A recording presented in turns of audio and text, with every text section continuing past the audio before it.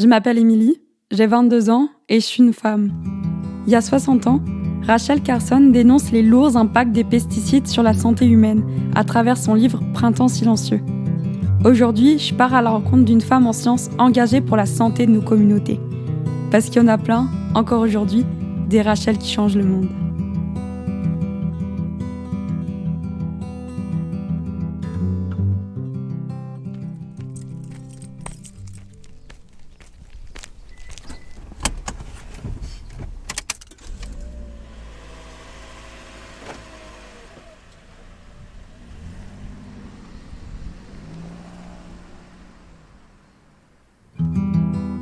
On parle de milliers de types de pesticides différents.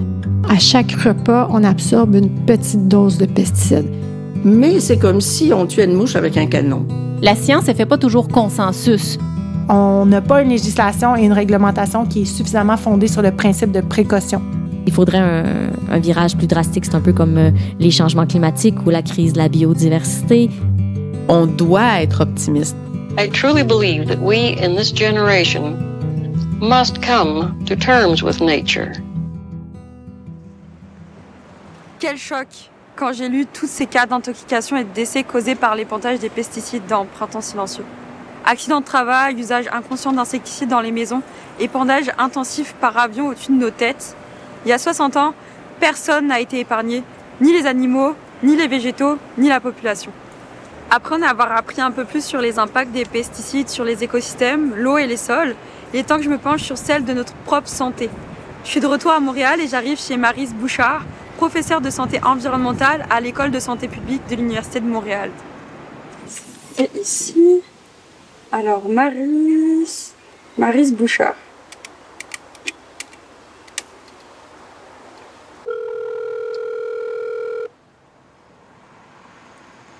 Oui, allô? Oui, allô, bonjour Maryse.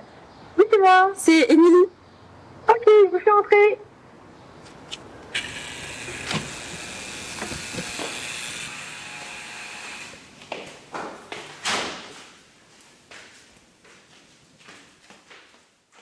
Bonjour Maryse, merci de me recevoir chez toi. Bonjour.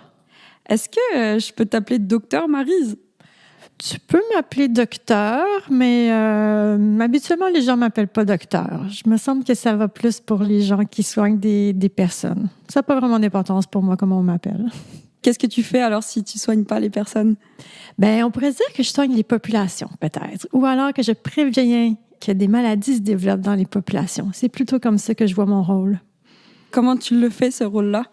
Où est-ce que tu travailles? Moi, ce qui me passionne, ce qui m'intéresse vraiment, c'est de faire des travaux qui aident à élucider quels sont les risques et quelle est la magnitude de ces risques pour la santé de la population quand on est exposé à différents contaminants environnementaux. Donc, j'ai fait des travaux, j'ai contribué à ce type de connaissances-là concernant différents types de contaminants environnementaux, par exemple le plomb, le bisphénol A ou encore les pesticides. Et ça a été quoi ton parcours pour en arriver là? Au départ, moi, je suis allée étudier en biologie, puis j'avais choisi l'écologie.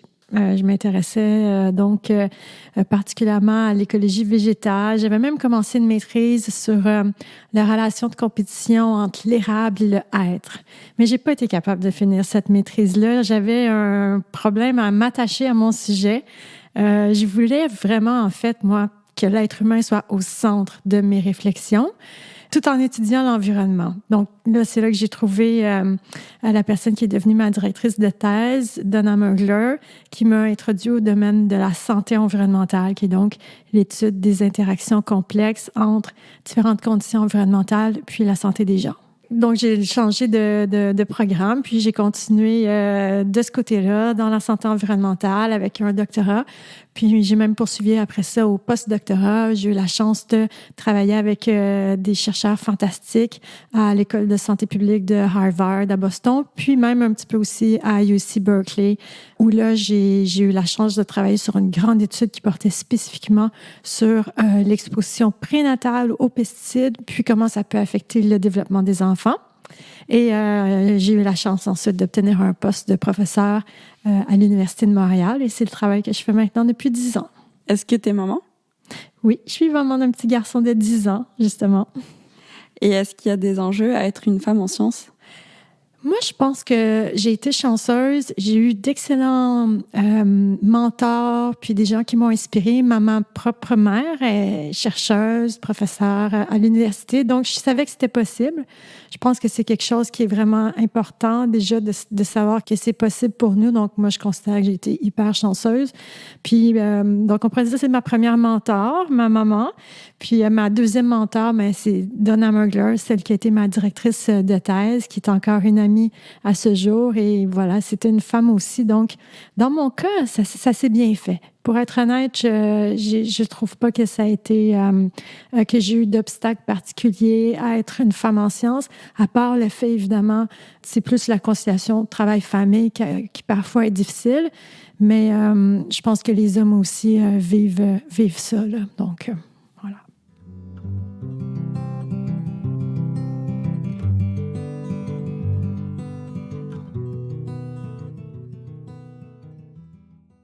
Dans le cadre de tes recherches, tu m'as dit que tu as travaillé sur l'impact des pesticides sur les femmes enceintes et les enfants. C'est quoi ces impacts-là que tu as pu voir? Donc, il y a une chose, quand on parle des pesticides, là, c'est quand même difficile parce que c'est des centaines, même, je pense, peut-être des milliers de molécules différentes qui peuvent donc avoir des effets différents. Moi, j'ai étudié donc certaines classes de pesticides qui ont des propriétés toxicologiques qui se ressemblent. Donc, je pourrais commencer par vous parler des travaux que j'ai faits sur les pesticides organophosphoriques, qui sont en fait des insecticides, et leur effet sur le neurodéveloppement. Donc, on sait que ces pesticides-là interfèrent avec le système nerveux central. En fait, c'est même comme ça qu'ils tuent les insectes, par neurotoxicité. Et quand on s'est mis à utiliser largement ces pesticides-là, on pensait qu'il n'y aurait pas vraiment d'effet sur l'être humain, alors qu'en réalité, on se rend compte maintenant qu'il y en a, parce qu'on a quand même des processus biologiques de base au niveau de nos neurotransmetteurs, notamment, qu'on partage avec les insectes. Donc, ces pesticides-là peuvent affecter l'acétylcholinestérase et, sans entrer trop dans les détails toxicologiques, ce qu'on observe, là, vraiment ce qu'on voit comme effet chez les enfants, surtout lorsque l'exposition a lieu pendant la vie fœtale, ce qu'on voit, c'est un moins bon neurodéveloppement. Donc, quand on suit les enfants au cours, ce qu'on fait dans ces études-là, c'est des études de cohorte où on étudie l'exposition donc de la femme enceinte. Et là, on suit l'enfant, on fait passer des tests à différents âges pour voir comment il se développe. Puis ce qu'on a vu, c'est que donc les femmes qui étaient plus exposées pendant qu'elles étaient enceintes, déjà à la base, leur bébé naissait avec un plus petit poids à la naissance. Ça, c'est pas une bonne chose parce que les bébés qui naissent petits, ils ont des moins bons... On sait qu'ils se développent moins bien en général. Ils ont plus de risques de moins bien se développer. Ça, c'est d'une part. Donc, déjà à la naissance, il y avait des différences entre ceux qui avaient été plus exposés, moins exposés. Puis ensuite, quand on a continué à suivre le développement des enfants, par exemple pour mesurer leur capacité d'attention ou encore leur quotient intellectuel, on a vu que là aussi, l'exposition prénatale était associée à des moins bons scores, à un moins bon développement intellectuel. Avec la quantité de pesticides qui sont présents sur le marché, est-ce qu'on connaît d'autres impacts qu'ils ont sur la santé humaine? Oui, en effet. Donc, il y a beaucoup d'études pour l'instant qui pointent pour dire que l'exposition aux pesticides pourrait augmenter les risques de maladies de Parkinson, par exemple. D'autres études pointent sur des effets de perturbations endocriniennes qui pourraient toucher, par exemple, la fertilité, notamment des femmes, des hommes.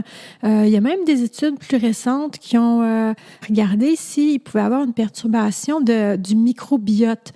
Le microbiote étant tous les micro-organismes qui peuplent notre corps, particulièrement notre tractus gastro-intestinal. Et ça, en fait, la santé du microbiote ou l'équilibre de notre microbiote est hyper important pour notre santé à nous. On sait que les gens qui ont un microbiote perturbé, par exemple, vont avoir plus de problèmes métaboliques, plus de problèmes de poids et d'autres choses de ce type-là aussi. On entend souvent parler d'un lien entre pesticides et cancer. Est-ce que c'est exact? Donc, les effets potentiels là, sur le cancérigène, c'est vraiment une des choses qui inquiète le plus les gens. Donc, je comprends que vous posiez la question. Et effectivement, il y a plusieurs études qui ont montré un lien entre l'exposition aux pesticides et le développement de différents types de cancers. On voit des risques plus élevés quand les expositions sont élevées et donc des fortes expositions, je veux dire, pendant des périodes prolongées, par exemple pour les personnes qui sont exposées en milieu de travail. Mais on a vu aussi des accroissements de cancer chez les enfants de travailleurs agricoles. Donc, c'est quelque chose qui est quand même inquiétant. Puis pour les types de cancers qui ont été associés, on a le cancer du cerveau, le cancer de la prostate, le cancer du rein aussi. Donc, c'est définitivement une inquiétude, mais je vous dirais que le cancer, c'est quelque chose qui est difficile à étudier puis avoir des résultats hyper robustes, étant donné que c'est quand même, d'un point de vue épidémiologique, une maladie qui est rare. Dans le sens que si on veut vraiment bien étudier ces effets de santé-là, il faut être capable de suivre les personnes sur une longue période de temps, étant donné que déjà le cancer, c'est quelque chose qui se développe sur des dizaines d'années, et faire un suivi d'un grand nombre de personnes pour être capable d'avoir assez de cas, ça demande beaucoup de ressources, là. Donc, on n'a pas encore un niveau de certitude scientifique hyper élevé pour ça, mais il y a beaucoup d'inquiétudes, c'est certain. Quelle est la place des pesticides dans l'ensemble de la crise environnementale? Nous les avons vus contaminer le sol, les eaux et les aliments, priver de poissons les rivières, d'oiseaux les jardins et les campagnes désormais silencieuses. L'homme, ne lui en déplaise, appartient lui aussi à la nature. Comment pourrait-il échapper à une pollution si complète du monde entier?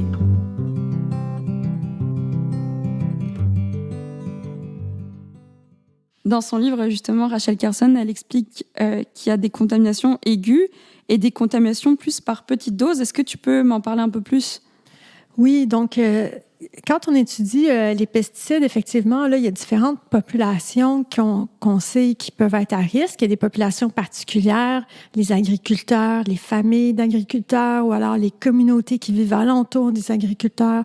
Donc, il y a pas mal d'études qui se sont attardées à ces populations-là qu'on soupçonne donc être spécialement exposées, donc être spécialement à risque. Donc, ce serait les gens qu'on pourrait dire sont exposés peut-être à forte dose et en plus possiblement de façon chronique.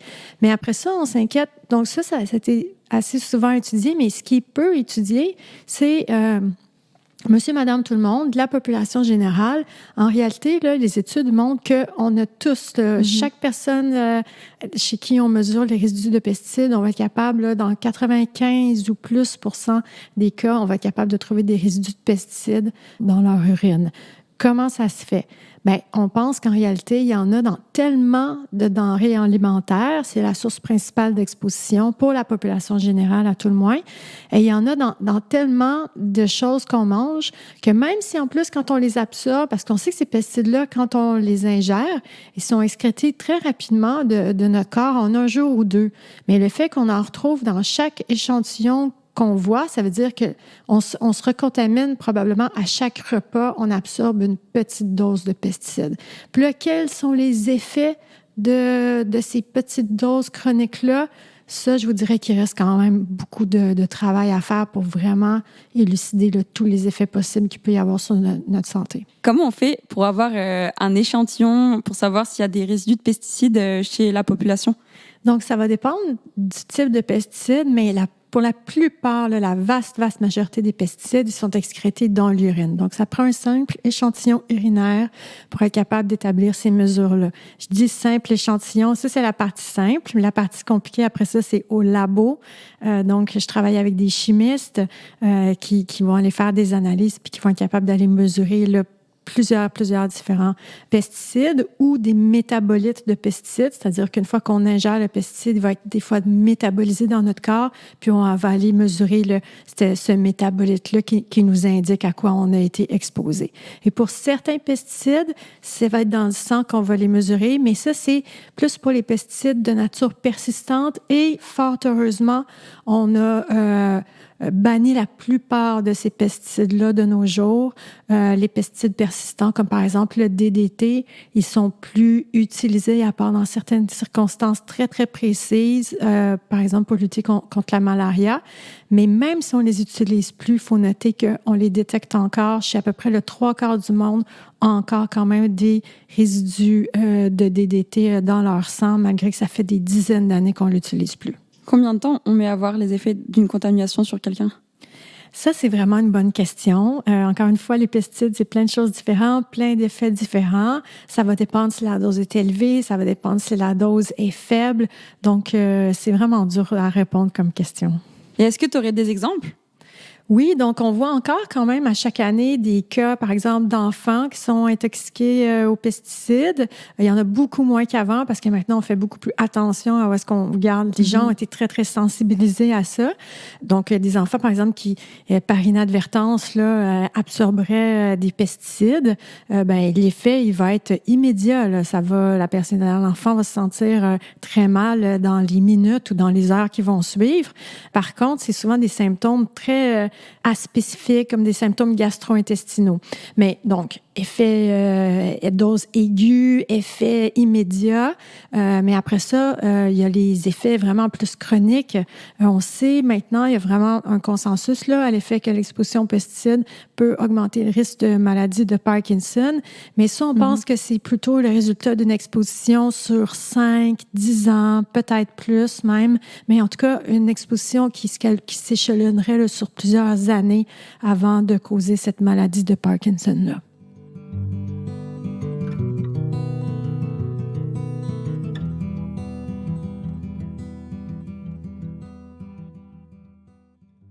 Est-ce qu'il y a des personnes qui sont plus à risque, comme tantôt tu m'as parlé des enfants par exemple ou des femmes enceintes? Oui, donc les enfants, c'est définitivement un groupe qu'on pense qui est beaucoup plus à risque. Bien, déjà, avant la naissance, comme je le disais, beaucoup de pesticides sont des neurotoxiques et ce qu'on sait, c'est qu'ils sont capables de traverser la barrière placentaire. Alors, le fœtus va être exposé et pendant le développement, là, surtout le développement du cerveau, c'est hyper complexe, tous les processus qui sont mis en place là, pour que le cerveau se développe adéquatement. Dans le fond, le cerveau, là, c'est l'organe de loin le plus complexe du corps humain. Donc, il y a toute une chorégraphie de développement cellulaire, de neurones qui vont se différencier en différents types de sous-types de neurones, qui vont venir se placer à certains endroits, former des structures précises. Et on sait que cette chorégraphie complexe qui se passe aussi de façon très, très rapide, elle est vulnérable là, à être perturbée par l'exposition neurotoxique. Donc, le fœtus, pour ces raisons-là, est vraiment très, très vulnérable. Puis le développement du cerveau, ça continue après ça pendant l'enfance. Donc, l'enfant continue d'être vulnérable. Donc, pour une petite dose d'exposition qui n'aurait pas eu d'effet chez un adulte, il va avoir un effet dépendamment du timing, donc de quel moment que l'exposition a lieu, si l'exposition a lieu pendant le développement. L'autre chose aussi à dire, c'est que les enfants, bon, une fois qu'ils sont les petits, là, 1 an, 2 ans, 3 ans, ils ont tendance à être plus exposés aussi que les adultes. Si on veut justement mesurer la concentration dans leur urine, comme j'expliquais que la méthode qu'on favorise pour aller évaluer la dose d'exposition chez les gens, mais on voit toujours qu'ils ont des concentrations urinaires supérieures parce qu'ils mangent plus, boivent plus par unité de poids corporel. Ils sont en croissance. Donc, voilà, ils ont besoin de plus, de s'alimenter davantage. Puis en plus, ils mettent tout à leur bouche, ils rampent à terre. Puis c'est là que les pesticides ont tendance à se retrouver, par exemple, dans les poussières de nos maisons, au sol. Donc, pour toutes ces raisons-là, les enfants sont vraiment un groupe à risque. Puis par rapport aux personnes plus à risque, j'imagine que les agriculteurs, eux, ils sont vraiment à l'avant-plan des contaminations. Tu parlais des contaminations chroniques. Qu'est-ce qu'on leur recommande à eux pour qu'ils se protègent de l'exposition de ces pesticides-là, justement? Donc, il y a une emphase assez importante qui est mise sur l'utilisation d'équipements de protection individuelle, qui est, à mon avis, pas une bonne idée. On sait que le port de ces équipements-là, là, c'est pas réaliste dans les conditions réelles. Imaginez là être dans un champ en pleine exposition au soleil à 30-35 degrés et devoir porter une combinaison imperméable qui couvre tout le corps, des gants, des bottes en caoutchouc, un masque, des lunettes. C'est vraiment pas humain de demander aux gens de porter ça, sans compter le fait que certains pesticides vont carrément passer au travers ces tissus qui sont pourtant supposés être imperméables, mais il y a de ces pesticides-là qui sont capables de chimiquement de de passer à travers. Il n'y a rien d'autre qui passe à travers que les pesticides. C'est vraiment des produits qui ont des propriétés particulières. Et en plus, les travailleurs peuvent se contaminer en enlevant leurs équipements de protection individuelle. Donc, cette emphase-là qui est mise est probablement pas très efficace. Et ce qu'il faudrait faire, évidemment, c'est substituer ces molécules toxiques par d'autres, soit ne plus utiliser ces produits-là, ou alors changer pour des molécules qui ont un bien moins grand pouvoir toxique. Quand tu parles un peu du transfert des pesticides, même à travers l'équipement de protection, moi, je pense quand je vais à l'épicerie puis que je peux pas acheter forcément de produits biologiques, j'enlève la peau de mes légumes ou de mes fruits en me disant peut-être que comme c'est pas bio, ça va être mieux pour ma santé. Est-ce que ça vaut la peine que je fasse ça ou alors ça passe à travers dans tous les cas? Non, ça passe pas à travers dans tous les cas. Ça vaut vraiment la peine, effectivement, de très bien laver ses fruits et légumes, mais il faut le faire, il faut laver à grande eau, il faut frotter aussi un petit peu. Même pour certains types de pesticides, comme ceux utilisés sur les pommes, on sait qu'utiliser un petit peu de bicarbonate de soude, ça va aider aussi à se débarrasser de la contamination. Mais la plupart des pesticides, la majorité va être en surface. Alors, ça vaut le coup de laver ses fruits et légumes, puis quand on les pèle aussi, on en enlève une partie.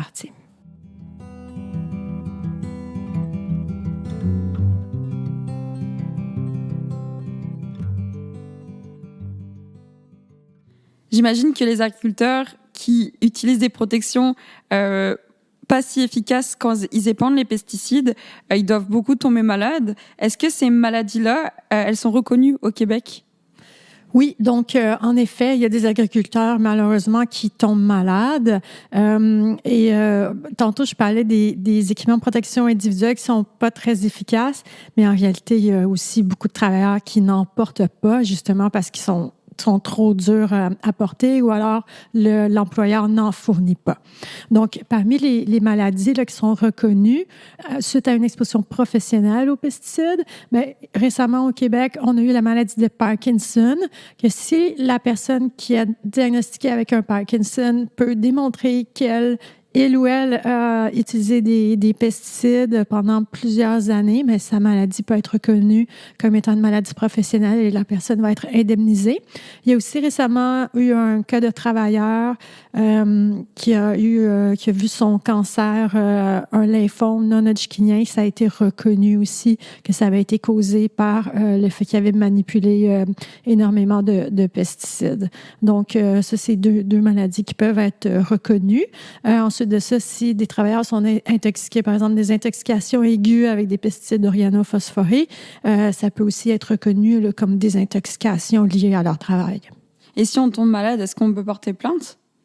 Oui, donc lorsqu'on est une personne qui est employée, un employé agricole ou quelqu'un qui est employé, par exemple, par une compagnie qui traite les maisons infestées, ben là, on peut se tourner vers la CSST pour demander une indemnisation.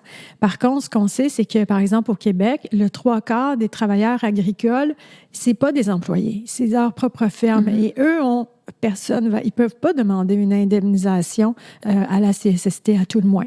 Donc, une autre avenue aussi qui peut s'offrir à quelqu'un qui est malade, qui veut que ce soit reconnu, ça serait de poursuivre les compagnies, les manufacturiers, les distributeurs de pesticides. Et on voit d'ailleurs en ce moment, là, au cours des dernières années, une multiplication des recours collectifs contre les compagnies qui produisent des pesticides. Puis, on a beaucoup qui sont réglés, les compagnies, par exemple, Bayer, là, mis de côté des milliards de dollars pour indemniser des gens qui ont été intoxiqués par les pesticides. Donc, c'est quand même quelque chose qui se passe à une échelle importante en ce moment.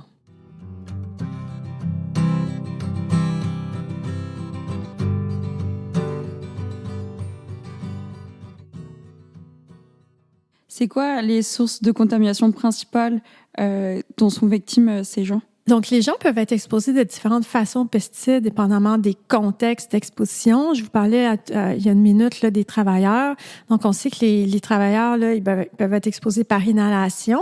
Donc, ils peuvent respirer. Parfois, surtout, les pesticides sont épandus, sont pulvérisés. Alors, il y a une fraction qui va se retrouver dans l'air, peuvent être inhalés. Il y a une grande partie de l'exposition qu'on sait maintenant qui se fait par voie cutanée, donc le contact avec la peau ou même à travers, comme je le disais, les équipements de protection individuelle. Et il y a finalement par l'ingestion aussi. Donc, à chaque fois, on ne se rend pas compte, mais il paraît qu'on touche notre visage des centaines de fois dans une journée. Donc, il y a aussi une ingestion qui va se faire chaque fois qu'on va porter la main à la bouche. Donc, ce que je viens de dire pour les travailleurs, ça s'applique aussi au reste de la population dans une certaine mesure. Mais pour la population générale, la voie d'exposition principale, on pense que c'est vraiment l'ingestion. Donc, à travers la diète de fruits et légumes, c'est surtout les fruits et légumes là, qui sont les produits contaminés, qui vont donc contenir des résidus de pesticides qui ont été épandus soit durant la culture ou pour la préservation de ces produits-là après la récolte. Est-ce qu'il y a des fruits et légumes qui contiennent plus de pesticides que d'autres? Oui, donc ça, c'est quand même assez bien connu. On a des données là-dessus parce qu'à chaque année, il y a des organismes qui font cette vérification-là. Donc, on sait que c'est pas mal souvent les mêmes fruits et légumes qui reviennent au-dessus de la liste des plus contaminés. Ce qu'on retrouve fréquemment, c'est les fraises, les pommes, les cerises, les épinards, les raisins. Donc, peut-être que pour ces produits-là qu'on sait être particulièrement contaminés, ça peut valoir la peine en passant si on peut se le permettre de les acheter bio. Mais une autre façon qu'on peut réduire notre exposition aussi, qui coûte pas cher, c'est de favoriser dans notre alimentation les produits qu'on sait qui contiennent peu de pesticides. Comme par exemple, on sait que le chou, le maïs, les asperges, le melon, puis plein d'autres aussi, fruits et légumes qu'on pèle, les ananas par exemple, dans la partie qu'on va manger, là, il y a très, très peu de pesticides. J'imagine qu'il y a pas juste aussi au niveau agricole qu'il peut y avoir des contaminations. Par exemple, les municipalités, j'imagine qu'il y a des terrains aussi qui doivent être traités. Oui, tout à fait raison. C'est vrai. Même si, en tout cas, au Québec, je pense qu'on a été à l'avant-garde là, de bannir beaucoup l'utilisation de pesticides, à tout le moins pour des fins qu'on dit esthétiques. Mais ceci dit, il y a encore des pesticides qui sont utilisés pour différents usages. Quelque chose aussi que j'ai pas mentionné, c'est que les pesticides peuvent parfois s'infiltrer et venir contaminer également l'eau. Qui vont ensuite être utilisés pour la consommation humaine. En réalité, les pesticides, on les retrouve vraiment un peu partout. Est-ce que ça veut dire que toutes les municipalités au Québec ont interdit l'utilisation esthétique des pesticides? Non, malheureusement, c'est vraiment pas le cas. Il y a certaines municipalités qui l'ont fait, qui ont été des précurseurs, mais il reste encore beaucoup d'endroits où on a cette pratique-là d'utiliser des pesticides, même si c'est juste pour des mauvaises herbes qui sont qu'on pense sont pas belles à voir. Là. Donc, il reste pas mal de travail à faire pour ça.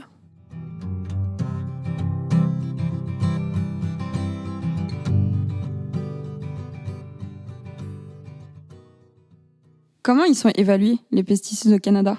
Donc ça, c'est un processus qui relève du gouvernement fédéral. Alors, on a une agence réglementaire qui s'occupe de ça. Et ce qu'on sait, c'est que, première des choses, ils utilisent presque uniquement des données qui sont fournies par l'industrie des pesticides. Donc, la façon que ça fonctionne, la plupart du temps, l'industrie des pesticides vont sponsoriser la tenue de tests toxicologiques. Donc, on va aller évaluer un panel d'effets, par exemple des effets neurotoxiques, les effets sur le foie, sur la reproduction, etc. Mais c'est un panel limité. On ne regarde pas tous les effets possibles. Tantôt, je mentionnais les effets, par exemple, sur le microbiote. Ça ne fait pas partie là, du panel habituel de tests toxiques qui sont faits.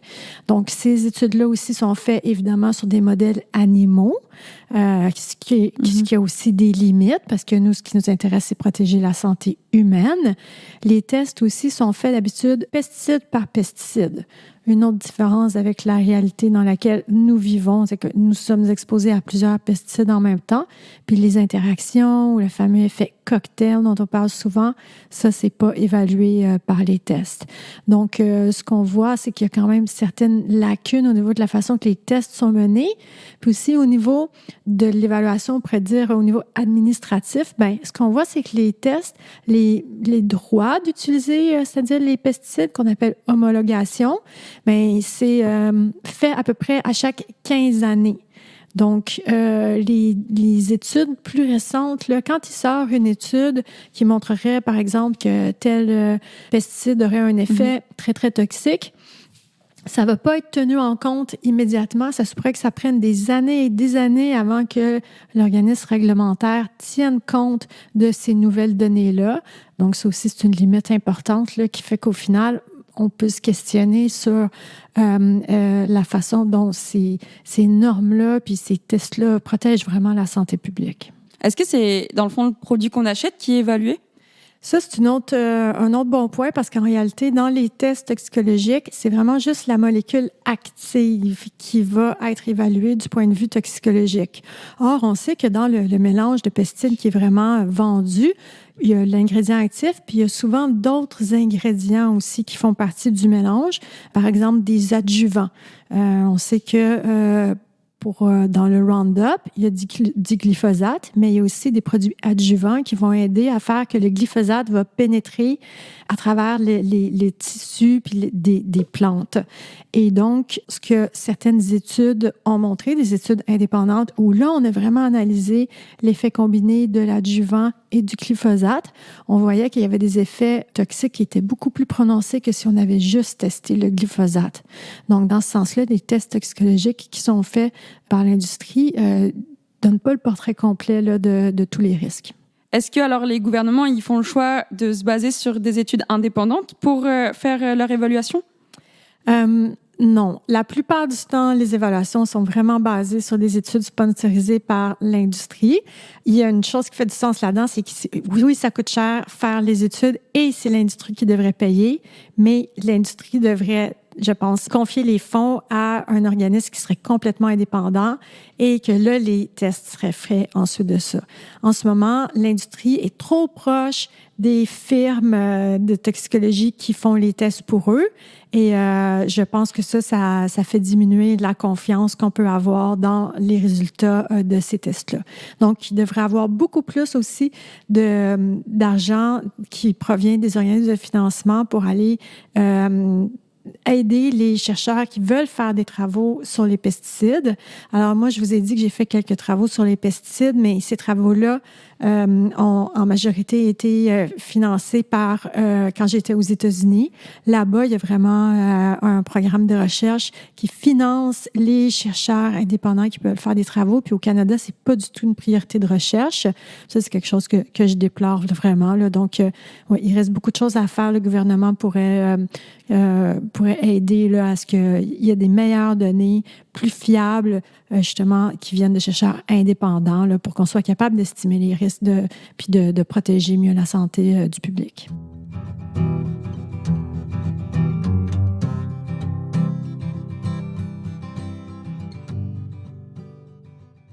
Comment on peut faire pour protéger davantage cette santé du public? Donc, je pense que la chose à faire, a priori, c'est réduire l'exposition. Les pesticides, là, c'est les seules molécules qu'on sait être toxiques, qu'on n'épand volontairement dans l'environnement. Donc, déjà, a priori, il y a lieu d'être inquiet. On retrouve ces pesticides-là, comme je le disais, à peu près 95% des gens qu'on irait échantillonner, on trouverait des pesticides. C'est donc dire que l'exposition est ubiquitaire. Là. On peut pas échapper à cette exposition-là. Tant qu'à moi, c'est un problème. On devrait donc diminuer l'utilisation de ces molécules-là. Puis il y a toutes sortes de solutions qui existent là, pour y arriver. Est-ce que tu penses qu'on est sur la bonne voie? Je pense qu'il y a une grande conscientisation. Moi, je vois vraiment une différence ces dernières années. Le public est beaucoup plus conscientisé, plus inquiet face à l'utilisation des pesticides et je pense que ça part de là. Tantôt, je parlais du rôle du gouvernement, mais c'est les citoyens, c'est nous qui avons le pouvoir d'orienter les actions du gouvernement. Donc oui, moi, je pense qu'on est sur la bonne voie grâce à la meilleure conscientisation de monsieur, madame, tout le monde sur ce sujet-là. Wow, merci. Merci beaucoup. Avec plaisir.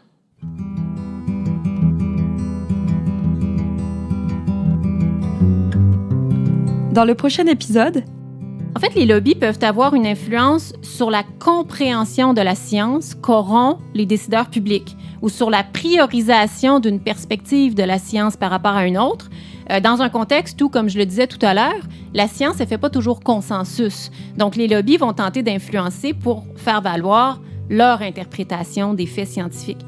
Le lobby du tabac, c'est l'exemple qui peut nous venir spontanément en tête, alors que l'industrie a longtemps tenté de cacher les études qui démontraient que les produits du tabac étaient néfastes pour la santé.